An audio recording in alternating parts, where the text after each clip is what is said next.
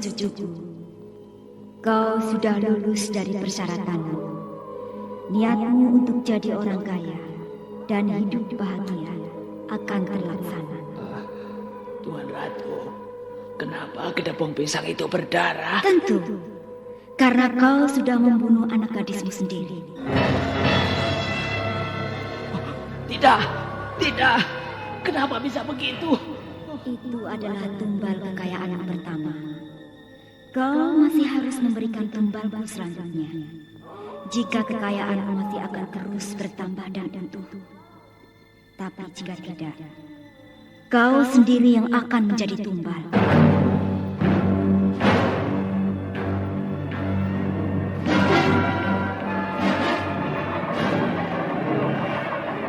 Kejar babi ngepet itu! Dia tidak akan bisa lolos!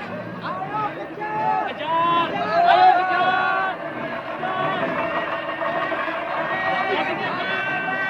Mepet! Babi mepet! Mepet! Tangkap! Ayo tangkap! Bunuh babi itu! Kejar terus!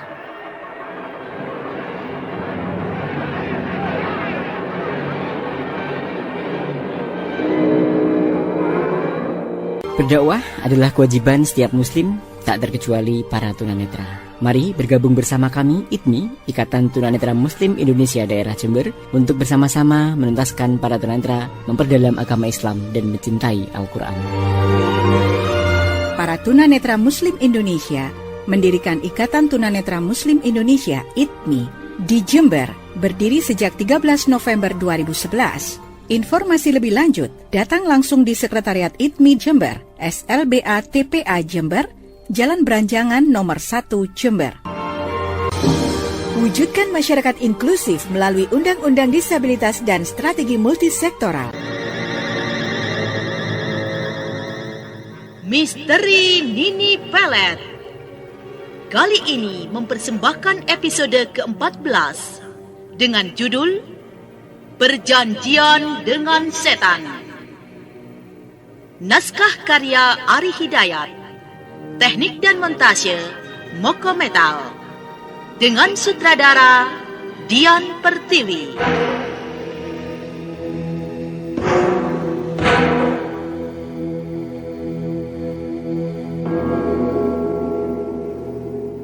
Perjanjian dengan Setan. Suatu kisah menegangkan dengan munculnya seekor babi jadi-jadian yang menyebabkan hilangnya harta penduduk secara misterius, di mana seorang tokoh yang dihormati ternyata ikut terlibat karena perjanjiannya dengan siluman.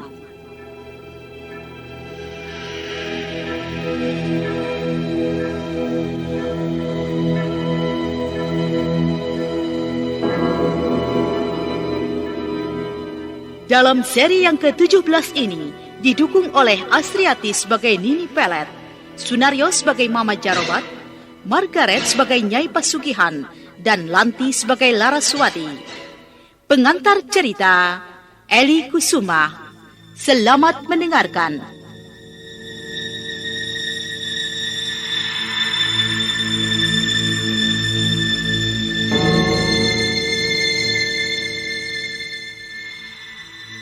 Mama Jarobat duduk bersila di lantai ruang tengah gubuknya. Laki-laki setengah tua itu tengah menghadapi sebuah peti berukir indah. Tangannya gemetar menyentuh peti itu. Dan dengan penuh hati-hati, kemudian dia membuka peti berukir indah itu.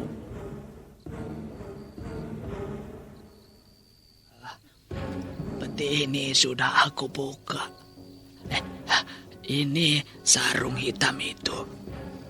Malam ini adalah malam pertama aku akan menggunakan sarung hitam pusaka yang diberikan Ratu Junjung padaku.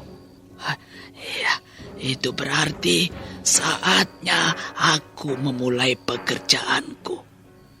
Aku ingat segala persyaratan dan pesan-pesan Ratu Junjung, pengusaha gua setan itu. Ya, kini aku akan memulainya.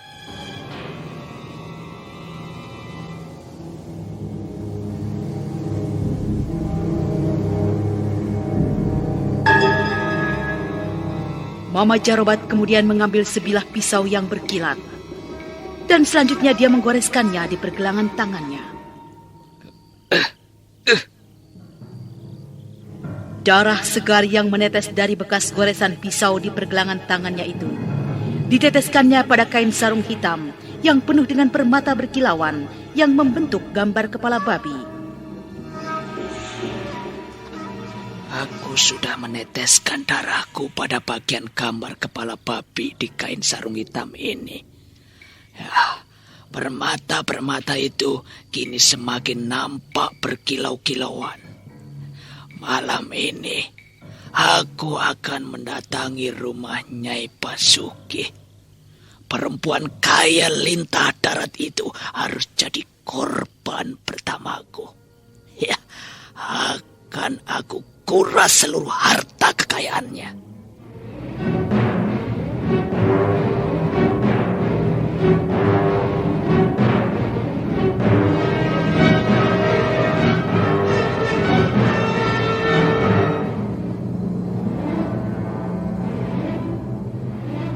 Selanjutnya Mama Jarobat mulutnya komat kamit membaca mantra. Dia mengambil beberapa lembar daun sirih dan dikunyahnya. Mama Jarobat kemudian masuk ke dalam sarung hitam itu. Dan selanjutnya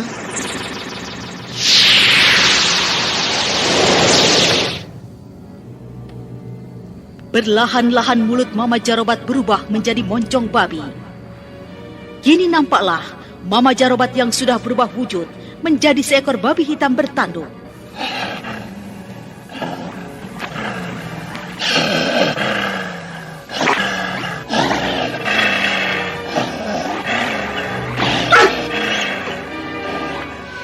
Aku mendengar suara dengus binatang babi di ruang tengah. Apakah ada seekor babi? Tidak mungkin. Biar aku lihat ke ruang tengah.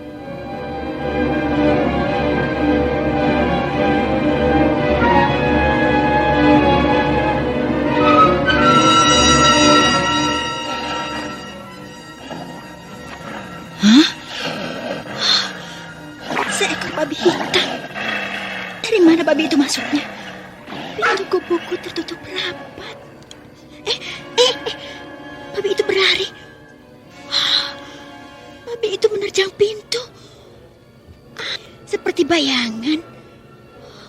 Binatang itu masuk, menembus pintu. Itu pasti babi siluman. Aneh. Itu pasti babi siluman. Tapi dari mana datangnya babi siluman itu?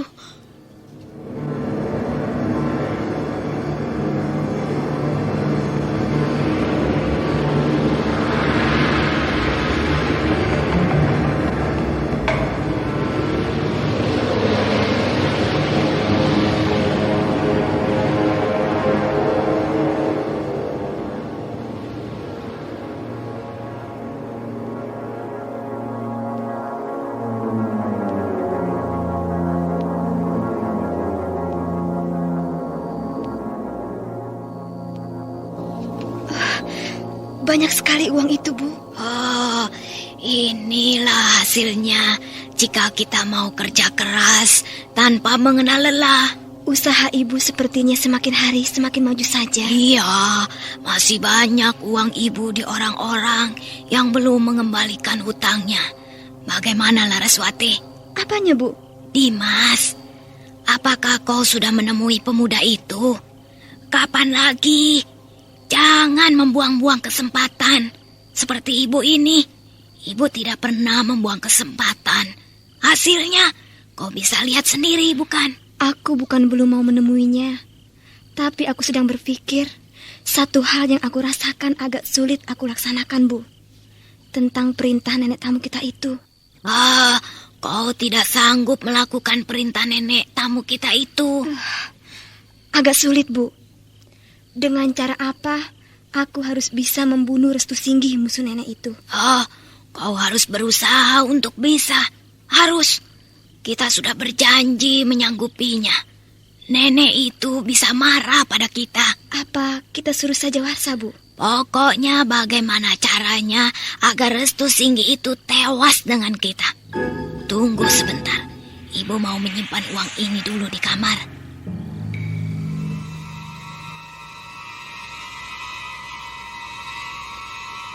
Nyai Pasugihan bangun dari duduknya dan melangkah menuju ke kamarnya. Sementara itu di luar rumahnya, nampak seekor babi jadi-jadian tengah bergerak memasuki halaman rumahnya.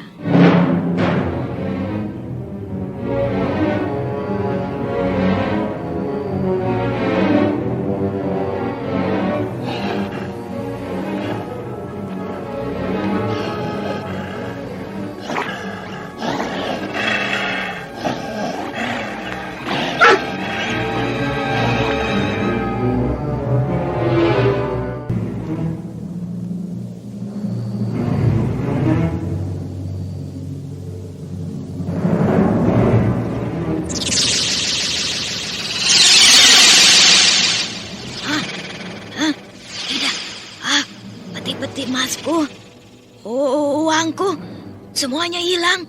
Tidak, aneh. Tidak.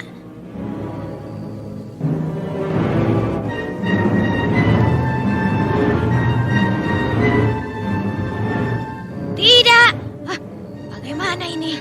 Ibu, kenapa Bu? Kenapa Ibu menangis? Ada apa? Laraswati, peti-peti perhiasan kita, uang kita, semuanya tiba-tiba hilang. Bagaimana ini? Bagaimana mungkin bisa terjadi begitu, Bu? Apakah tidak ada yang mencurinya? Semuanya hilang tiba-tiba. Ibu baru saja akan melepkan uang di tempat penyimpanan harta kita. Tapi tiba-tiba semua harta kita hilang. Tidak.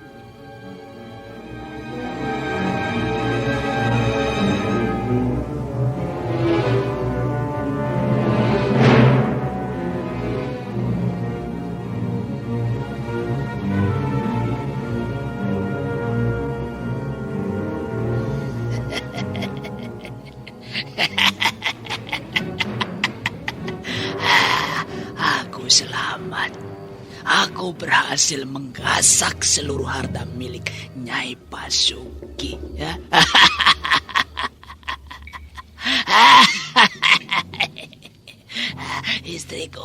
Istriku, Bukini, aku datang. Mama, kau sudah pulang? Kemarilah istriku, mendekatlah padaku. Lihatlah apa yang ada di dalam sarung hitam ini. Lihatlah, ayo. Peti-peti perhiasan dan uang. Banyak sekali.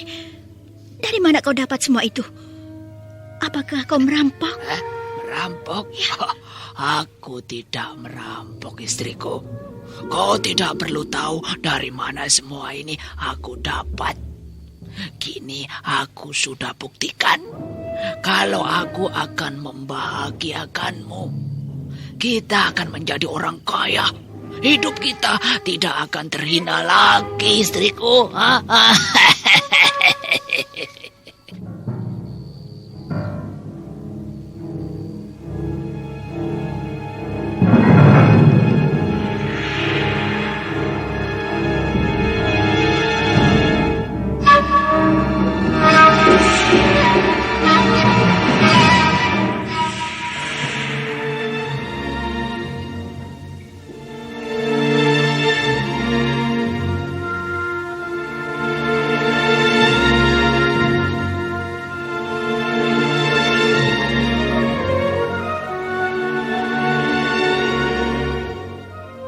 Mama Jarobat dan Bukini istrinya nampak bahagia sekali. Kini keluarga Mama Jarobat telah berubah kehidupannya. Rumahnya yang semula gubuk, kini berubah menjadi rumah besar.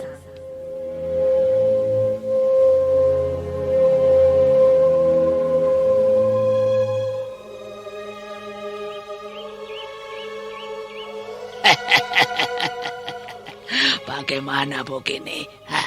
Kenapa kau kelihatannya masih murung? Apa kau tidak suka keadaan kita sudah berubah begini? Kita belum berubah. Rumah kita masih terlalu kecil dan sederhana. Bangunannya belum selesai. Aku belum puas. Aku belum bahagia. Karena kita belum kaya seperti Nyai Pasukih atau Tuan Muda Dimas. Sabarlah, sabar. Pelan-pelan saja. Jangan terlalu menyolok. Nanti kita bisa dicurigai orang. Kenapa takut dicurigai orang? Bukankah hasil kita sendiri? Iya, benar. Tapi untuk bisa mencapai kekayaan seperti Nyai Pasukih atau Tuan Dimas, aku perlu kerja lebih keras lagi. Bukankah uang kita masih banyak sisanya? Warung kita sedang dibangun. Kita memang masih membutuhkan banyak biaya. Jelas. Kalau warung kita sudah selesai, rumah kita sudah besar, seperti rumah Tuan Dimas atau Nyai Pasukih, baru aku senang dan kita bisa disebut sebagai orang kaya. Iya, sabar Bukini, sabar. Aku akan berusaha lagi. Jangan khawatir. Asal kau tetap menuruti perintahku. Setiap malam aku keluar. Kau harus mentera itu. Sebenarnya aku tidak mengerti. Apa maksud Mama dengan semua itu? Setiap malam, aku harus menunggui lentera yang diletakkan di atas air kembang. Kau tidak perlu tahu, istriku. Yang penting kau bisa menikmati hasilnya.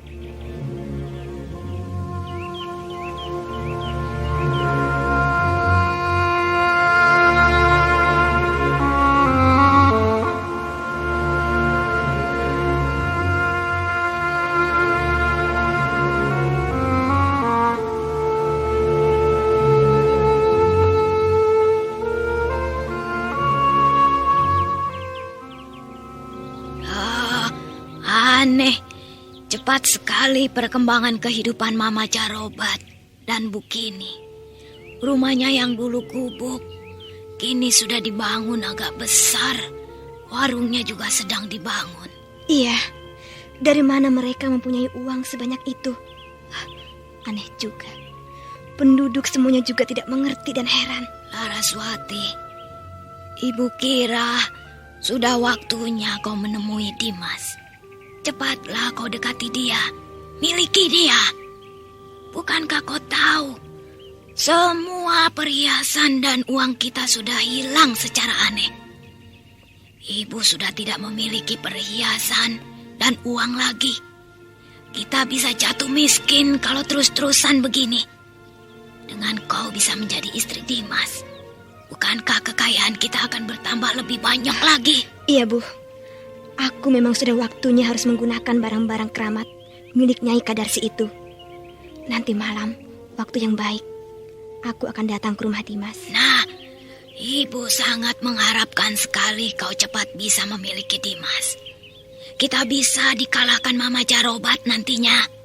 Apalagi jika warungnya yang sedang dibangun sudah selesai. Para langganan kita bisa lari pada Mama Carobat semuanya. Ibu jangan khawatir. Aku mempunyai barang-barang keramat Nyai Kadarsi itu. Para langganan kita tidak akan lari. Sudahlah. Nanti malam, pokoknya kau harus menemui Dimas. Jangan khawatir, Bu. Bu, nenek tamu kita itu aneh. Kenapa dia tidak pernah keluar dari kamarnya? Kamarnya ditutup terus. Ibu juga tidak mengerti. Tapi kita jangan mengganggunya. Nenek itu bisa marah. Sepertinya dia sedang menyendiri. Apakah dia sedang bersemedi atau bukan, Ibu juga tidak tahu. Biar nanti malam kita temui nenek itu, Bu.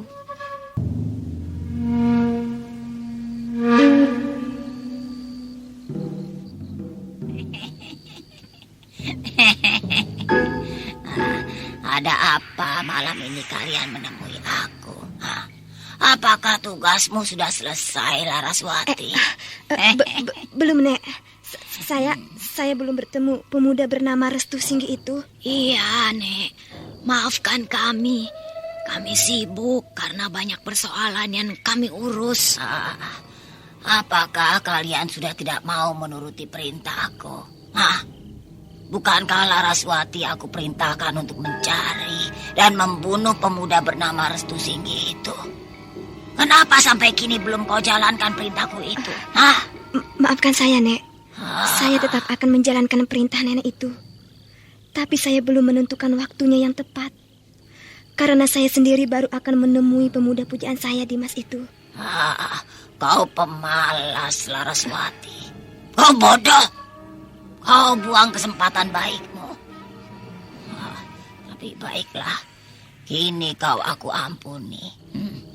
Benarkah kau malam ini baru akan menemui pemuda pujaanmu itu? Benar, Nek. Untuk itu kami menghadap nenek. Baiklah, kau boleh menggunakan barang-barang keramat Nyai Kadarsi itu.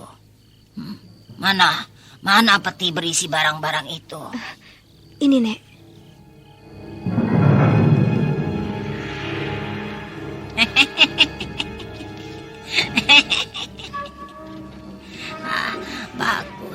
Bagus, Laraswati. Ini yang pertama kali kau akan menggunakan barang-barang keramat milik Nyai Kadarsi, perempuan jelmaan siluman burung itu. Cepat kau mendekat kepadaku. Baik, Nek.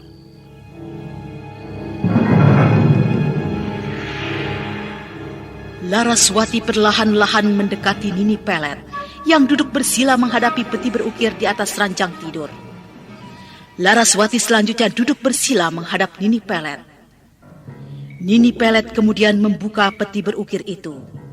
Nampaklah di dalamnya sebuah kain, baju kebaya, perhiasan dan sebuah selendang biru dengan tulisan Nyai Kadarsi yang disulam dengan benang sutra kuning.